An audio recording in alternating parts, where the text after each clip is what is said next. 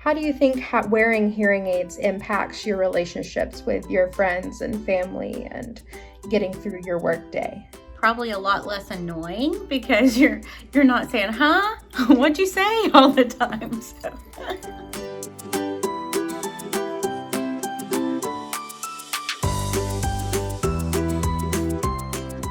Be sure to connect with us on social media and subscribe to our YouTube channel. I had a really cool experience the other day. I was out letting the dogs out and I thought I heard water running, and I looked around the house and couldn't figure out where it was running because I knew there was no water. And then I looked across the street, and the little boys across the street were watering their mom's flower bed, and they were hitting their thumb over the hose and making it spray, and that's what I was hearing. I thought that was pretty incredible.